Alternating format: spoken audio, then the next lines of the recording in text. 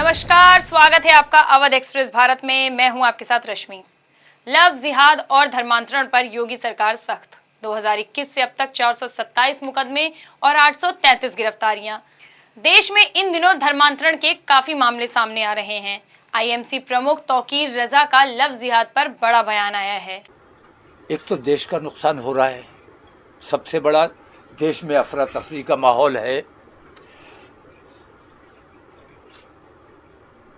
मुस्लिम बेटियों को भगाने का 2 लाख रुपए इनाम दिया जाएगा, 3 लाख इनाम दिया जाएगा, नौकरी दी जाएगी, मुसलमान लड़की को लेके आओ, खाने पीने का इंतज़ाम किया जाएगा, मकान का इंतज़ाम किया जाएगा।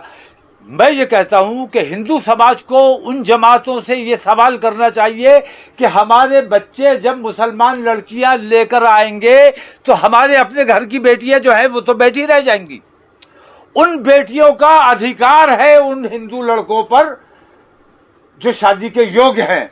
तो ये हिंदुओं का नुकसान। यूपी समेत कई राज्यों में जबरन धर्मांतरण के मामलों पर रोक लगाने को लेकर सख्त कानून राज्य सरकारों ने बनाए हैं।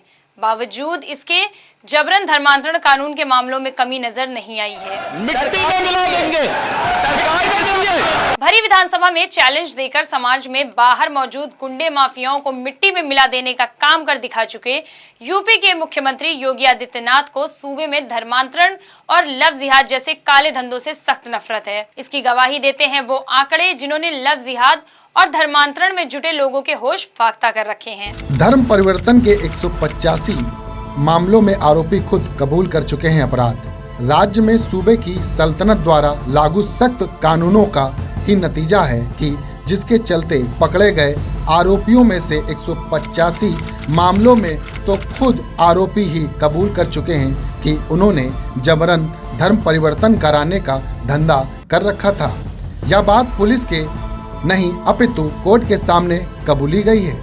इसी तरह सूबे में अगर बात नाबालिगों के धर्मांतरण की करे तो ऐसे 65 मामले अब तक पकड़े जा चुके हैं।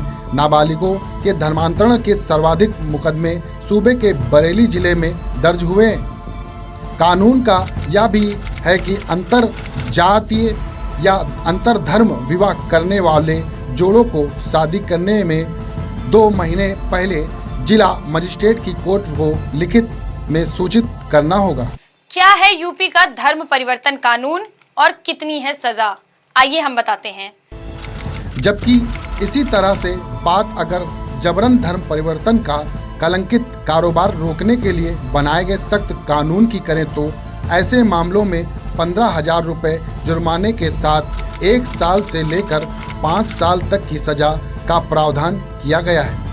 अगर एससी या एसटी समुदाय के नाबालिगों और महिलाओं के धर्मांतरण में कोई पकड़ा गया तो उसे 3 साल से लेकर 10 साल तक की सख्त सजा का प्रावधान है। जब तक जबरन सामूहिक धर्मांतरण के मामलों में 3 साल से लेकर 10 साल तक की जेल और 50,000 रुपये तक का जुर्माना भी डाला जा सकता है।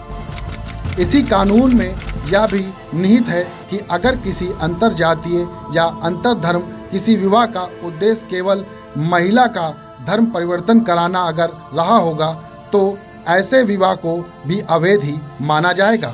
लखनऊ ब्यूरो। हमारा सनातन धर्म भारत का राष्ट्रीय धर्म है। हम सब अपने व्यक्तिगत स्वार्थों से ऊपर उठ करके अपने इस राष्ट्रीय धर्म के साथ जुड़ते हैं। हमारा देश सुरक्षित हो, हमारे मान बिंदुओं की पुनर्स्थापना हो, गौ ब्राह्मण की रक्षा हो, किसी कालखंड में अगर हमारे धर्मस्थलों को अपवित्र किया गया है उनकी पुनर्स्थापना का एक अभियान चले। ऐसी ही तमाम खबरों को देखने के लिए बने रहें हमारे साथ अवध एक्सप्रेस भारत पर। नमस्कार।